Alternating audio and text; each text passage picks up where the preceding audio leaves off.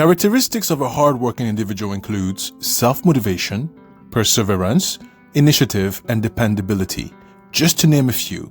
However, this isn't enough anymore to really increase your income and build that generational wealth.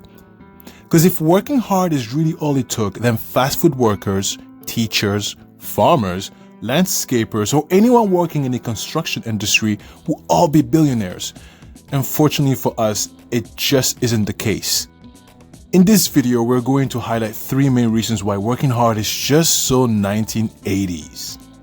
Welcome to the Olympian Report, where we talk about money, life, and just about anything else. Nice to see you again, and you know who I am. I'm your host, Alistair.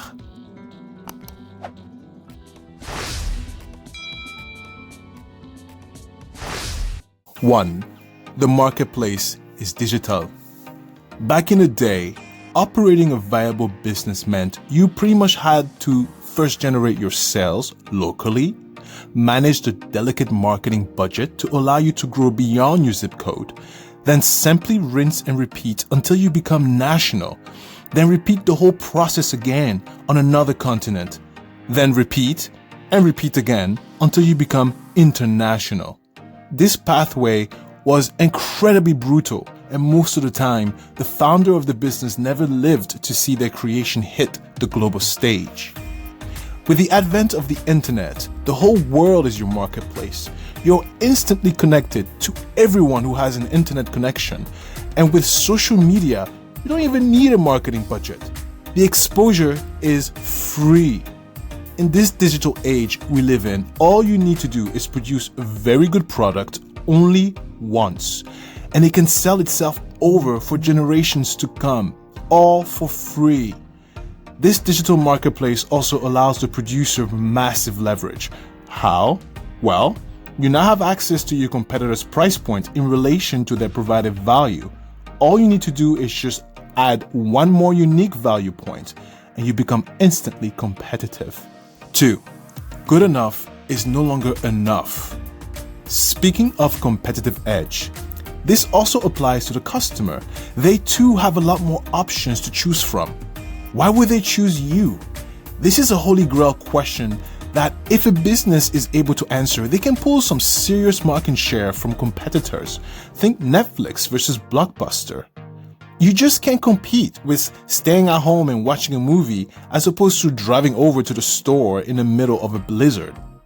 Another aspect that plays into this point is the level of one's qualified expertise.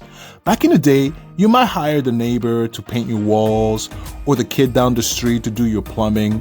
Today, consumers want proof of concept before they commit.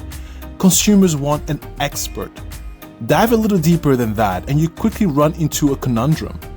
On average, it takes 10 years to become an expert at something. At the same time, it takes about 10 years for a new gadget or system to enter our marketplace, potentially rendering your expertise absolute. That is the drawback of a digital marketplace. It moves very, very fast. 3. Corporate greed is real. Long are the days where you just work at one company for 30 years, then retire and collect a fat pension. In 2021, the salary gap between a CEO and the average worker is $670 to 1. Process that for a hot second. There's just no way your income will keep up unless you do 2 of the following things. Shop around your value to competitors and snag the highest bidder, or be aggressive about your pay raises and frequencies. But keep in mind, the hard worker seldom gets the raises. It's rather the worker who works smart that gets the golden egg. We made a video about how to work smarter. Check it out by clicking the link at the top right corner. And again, as a big thank you for staying with us till the end, here is your bonus. 4. Inflation. We mentioned how much a CEO makes in relation to the average worker. Well, here's another sobering fact. In 2022, companies have been budgeting for an overall wage increase of 3.4%. That number was 2.8% in 2021. Sure, it's an increase, but have you seen inflation lately? Your yearly raises will never outpace inflation. In fact, at this rate, you're getting substantially poorer if you do not increase your yearly take-home gross pay at a minimum by 10% by year's end. Now, if that was sobering, write out in the comments below the word yikes. Again, we for sure appreciate your support. Thank you for the like, the subscribe, and the share.